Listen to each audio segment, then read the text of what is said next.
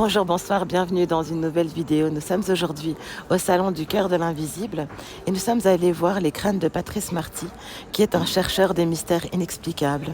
Il voyage, il organise des voyages dans le monde à la recherche de crânes de cristal, de crop circle, de pyramides, de chamans. C'est un conférencier et un auteur de livres.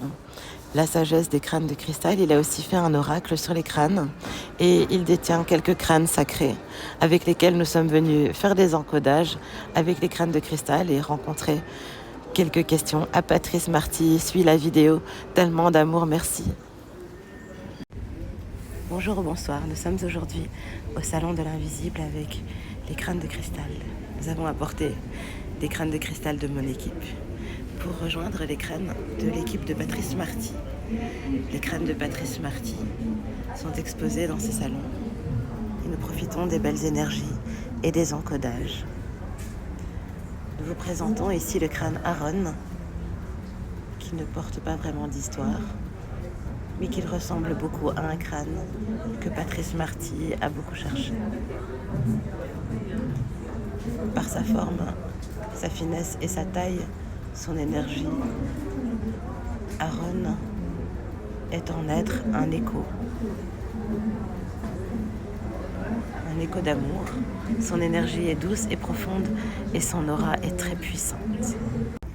Ici, c'est le crâne de Sirius. C'est le crâne qui a été donné à Patrice Marty. Son nom lui a été donné en rêve. C'est un crâne contemporain. Et il est gardien de ce crâne depuis 2004. C'est un crâne qui a ouvert beaucoup de portes à Patrice Marty. Tout à l'heure, nous irons l'interroger sur les crânes. Et ce crâne ici pèse 8 kg 100 et a le pouvoir de réaligner les chakras. Et je me trouve devant lui et je trouve ses énergies très fortes, très belles et très pures. Je vous présente ici le crâne Umama. D'après les différents channelings, c'est un crâne qui a été emmené avec Marie-Madeleine et les Templiers. C'est un crâne qui serait venu de France, ultérieurement agrandi chez les Arabes.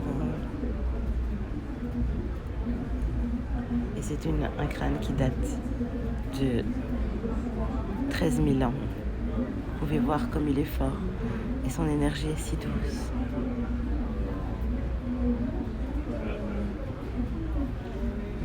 On ne peut pas détailler avec précision son âge, mais c'est un crâne très ancien. Nous sommes avec Patrice Marty. Je voulais vous poser la question, est-ce que vos crânes, surtout celui de Mère Divine là, qui est exposé là-bas, est-ce qu'il a été testé Alors c'est pas Mère Divine qui est exposé, c'est Umama. Umama, oui. Ouais. Umama, testé pas comment, à quel niveau dans les laboratoires pour voir vraiment d'où elle venait. Alors il n'a pas été testé en laboratoire, je l'ai donné à analyser à un gémologue, parce qu'il a une texture qui est assez particulière. Et le géologue me disait que c'est une pierre qui avait subi une érosion très forte. Et quand on regarde au microscope, il y a comme des petits stalactites et stalagmites sur la pierre. Et pour avoir ça sur une pierre telle que le crâne, c'est des centaines, voire des milliers d'années, parce que c'est une pierre qui est relativement dure quand même. Et c'est typique de l'érosion que peut faire le sable et le vent. Voilà. C'est la seule chose que j'ai... Et c'était quoi? Est-ce que vous avez déjà emmené des crânes là où vous avez découvert des crop circles? Oui, Sirius, mon crâne, il a fait beaucoup de crop circles. Ouais. Et il s'est passé des choses Plein de choses. Ça serait trop long pour expliquer, mais oui, plein de choses. Il est vraiment une belle énergie dans les crop circles et beaucoup d'informations aussi dans les crop circles. Beaucoup de connexion, j'ai l'impression, avec le galactique. Oui, bah oui. Je voulais vous demander aussi si vous voyez des êtres bleus aussi. Oui, j'en parle dans le livre. Une année, il m'avait montré des grands êtres bleus comme ça dans les crop circles. Et il m'a dit ils sont toujours dans les crop circles. Ouais. Oh, merci Patrice Marty.